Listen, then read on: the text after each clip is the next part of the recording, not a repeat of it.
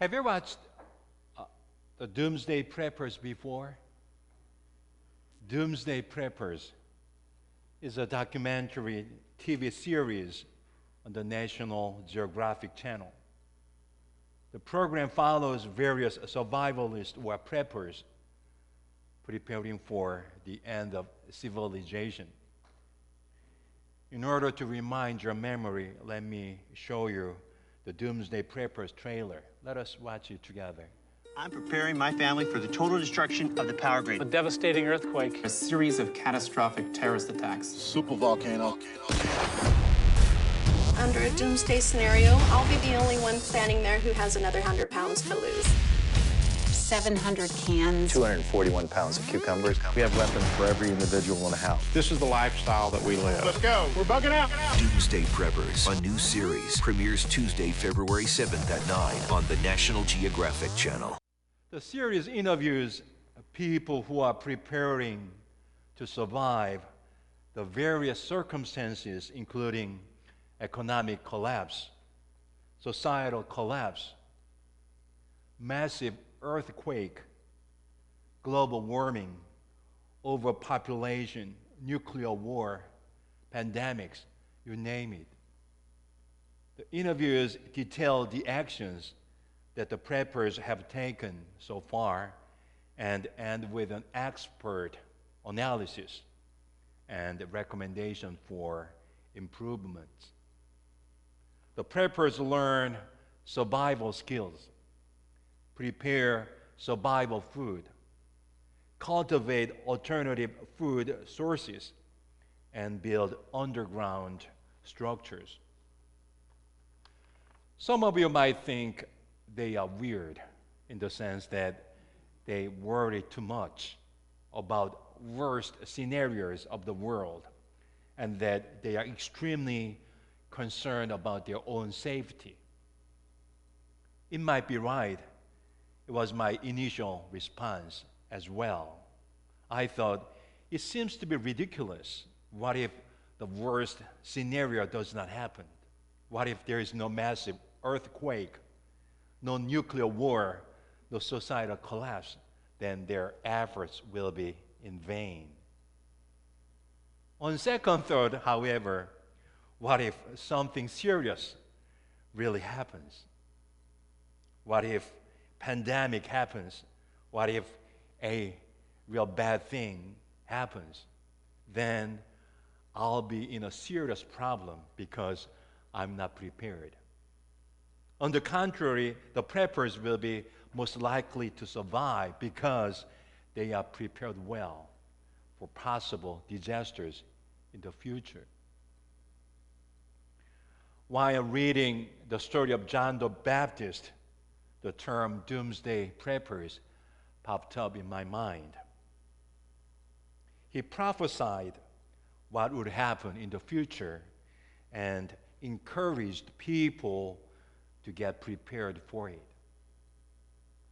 Not only John the Baptist, but also many prophets in the Old Testament prophesied about the coming of the Messiah. Not only did they share the news with others, but also they prepared themselves for the coming of the Messiah.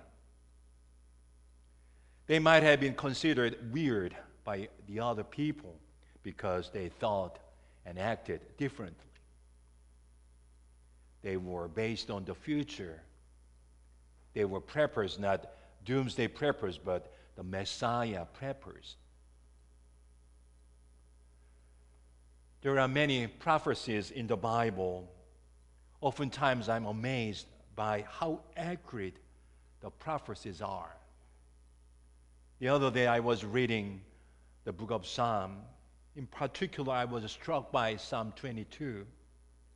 You know, Psalm 22 is well known because Jesus used it on the cross. Out of it, he quoted the famous phrase, "Why have you forsaken me? Why have you forsaken me?"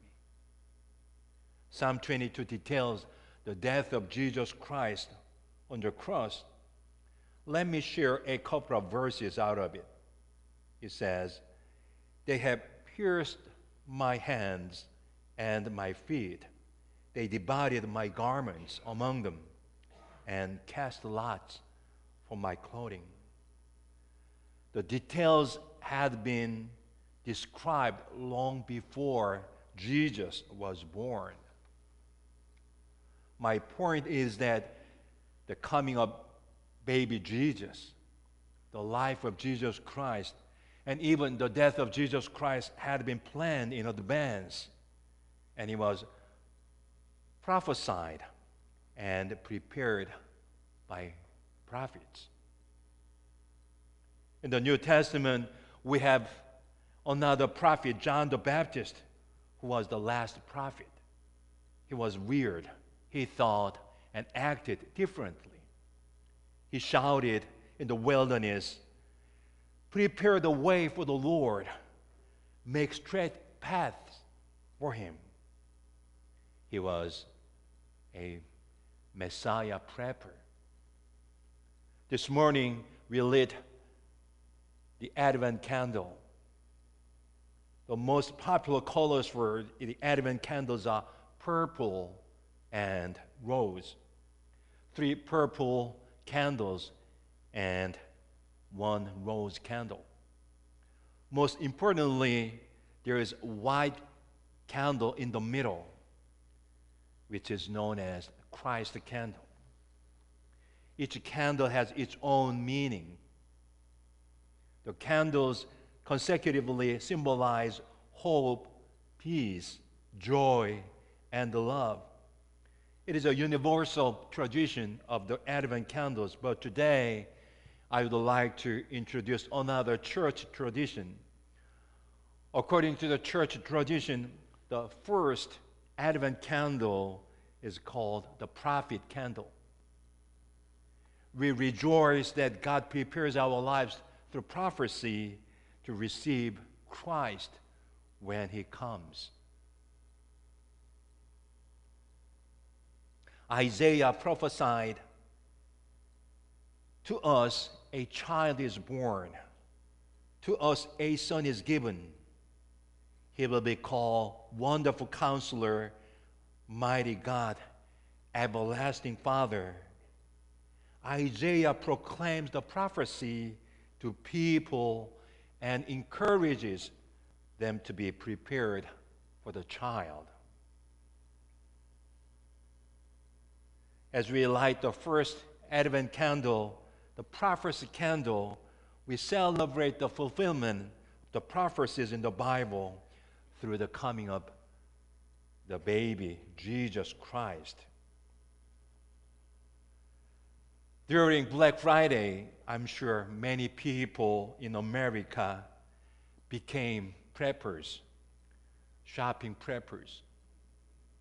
They waited in line even before the opening of stores such as Walmart, Kmart, Best Buy. I also wanted to buy something, so I arrived Old Navy earlier than the opening hour of the shop. People had already arrived and waited for the opening. At last it was open, and I purchased my thing with half price. I'm sure I had a good deal.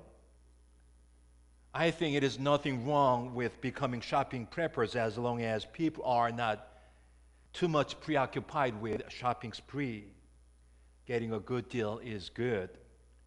Yet, if we forget the fundamental spirit of Thanksgiving and Christmas because of shopping, it is not good, though.